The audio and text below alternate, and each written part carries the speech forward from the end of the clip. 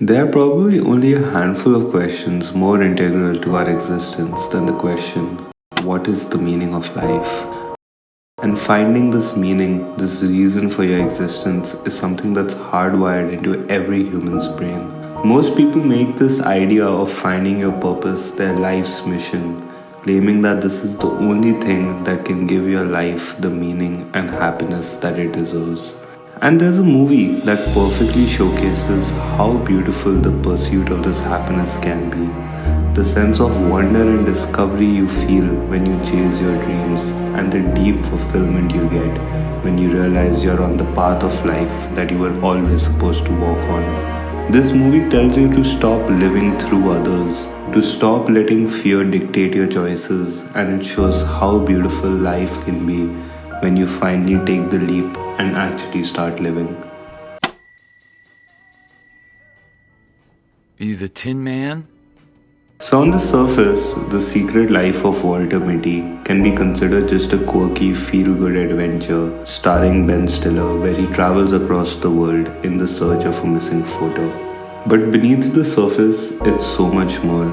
It's a story that's about life, it's about self discovery, and it's about living vicariously through others. So, let's dive into the world of Walter Mitty, and maybe we'll just learn how good it can feel when you finally let go and do the things that you've always pushed away. Okay, well, I haven't really been anywhere noteworthy or mentionable. Have you done anything noteworthy, mentionable? To rise up, you always need to start at the bottom, and that perfectly summarizes Walter's life as the movie begins. If you had one word to describe his life, it would be meh. Because it's not really terrible, but it's nowhere near good. He works at the photo department of Life magazine in this dark and depressing office, which ironically is devoid of any life. And throughout the movie, we do get to know that he was always great at his job, always dealing with the most difficult part of the work. But still, he was invisible, he was forgettable. He was there just to get the work done and to get paid. And we know that money was tight for him because the first shot of the movie is literally him tallying his expenses for the month. And as we go through the movie, we learn that he's become like this because he's had to step up as his father had passed away when he was very young. We get to know that he always wanted to travel since he was young. He wanted to explore, he wanted to adventure around the world. We also see that he was more risk taking. I mean, look at the mohawk that he had. But all of this changed when his dad passed away. He had to let go of his dreams, he had to let go of his wants just to take care of the family. But this innate desire that he had, it still leaks through him in the form of his daydreams. Since he can't do the things that he's wanted and he's had to change the way that he feels, you can see a reflection of the man that Walter is, or at least the type of man he wanted to be from his daydreams. In them, he's a hero, an explorer, a man who matters, someone who doesn't take shit from anyone. But in reality, he's not even able to talk to the girl he likes, and he'll rather just make up scenarios in his head. Now, obviously, in the movie, this seems very over the top, but we've all done this before. We've all had thoughts of things in our head that we've been too scared to do in real life. Things that we dream of but suppress due to the fear that maybe we will fail or that people will judge us. It's extremely common to have daydreams in your head about the life that you've always wanted, or about the things that you want to do that you were never able to. And usually, unless there's a big push, you never really think of pursuing them. And for Walter, that push comes when he's not able to find one of the photos and he could lose his job over it. This sets up his leap in life that he always wanted, and he sets off on a journey across the world to find that picture. Hey Todd, I can't really talk right now. I'm on my way to a volcano. What the? At the start, Walter still isn't sure about this journey. He's scared and he doesn't really want to be there. But all of this changes after the scene at the bar where he has to fly out with a drunk pilot to a ship where he thinks Sean can be. He envisions Cheryl singing the song Major Tom to him, and this is what motivates him to get on that helicopter. This song Major Tom holds a great significance in the movie as well. We see that in the start, that bearded dude makes fun of him using the song, making it feel like as if it's a song for someone who's lost in life. But then, when talking with Cheryl, she tells him that the song is actually about a great adventure. It's about going into the unknown. And that is exactly why it's perfectly set up as the song that actually pushes him into taking the leap. And once he's on that helicopter, you can feel that there's something different about him. And the movie, it captures it perfectly. You will notice that his real life becomes as bright and vibrant as his daydreams. Because in the start, you always see him in these dull and dark colors, except when he goes into his daydreams, which were full of life. And we see a beautiful transition as these colors, they start spreading into his real life, and he basically stops having daydreams after this point. Two of my favorite scenes from the movie also come right after this. The first one is the skateboarding scene through the mountains. So we saw before that Walter was super into the skateboarding scene when he was young. So when he's actually able to ride the board, it's almost as if it's his younger self that's back. He's able to relive the days where he was free and the days that he had to lose because he was forced to grow up. And this is the first time you see him genuinely happy in the movie.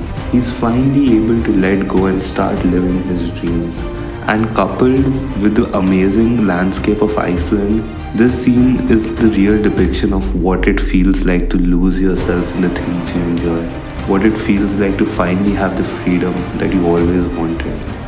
The second scene is the montage of the trek of the Himalayas. From the moment he opens his backpack to find all the small knickknacks his mom has kept, to the travel journal that his dad gave him and he's finally able to use now, and to the actual journey, the bus ride, the dealing with the warlocks using pie, and the small moments of reflection that he writes in this journal while climbing.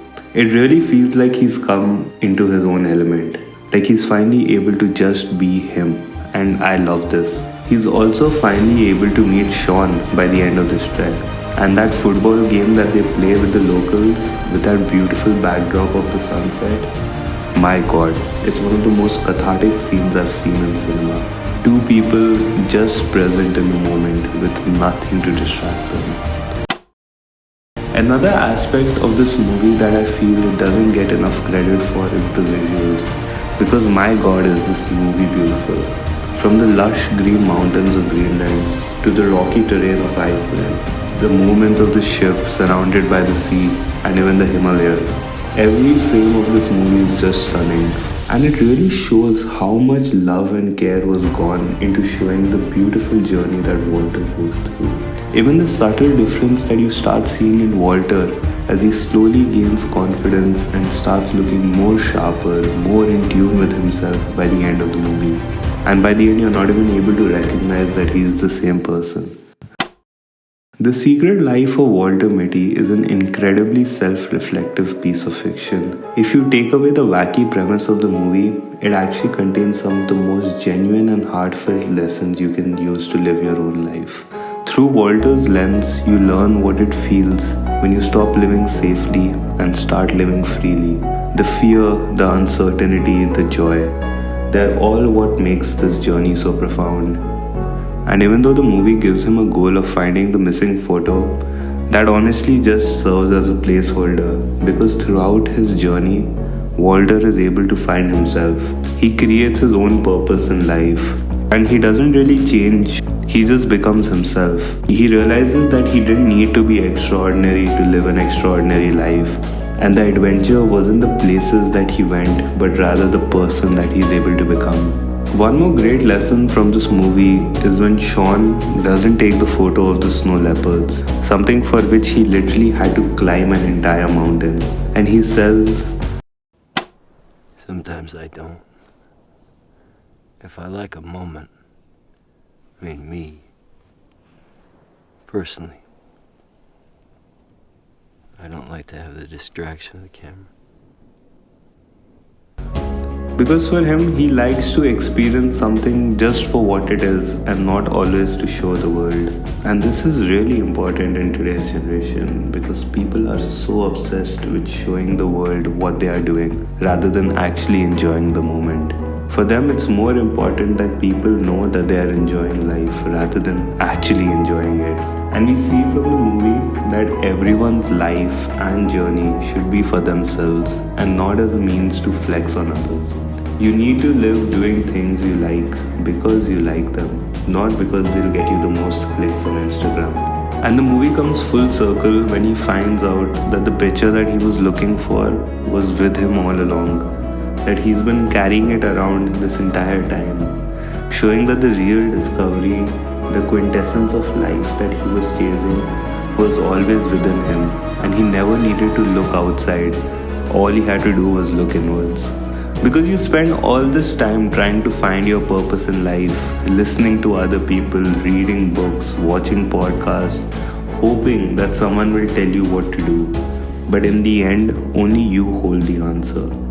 Because it's your life, and all you need to do is learn to listen to yourself.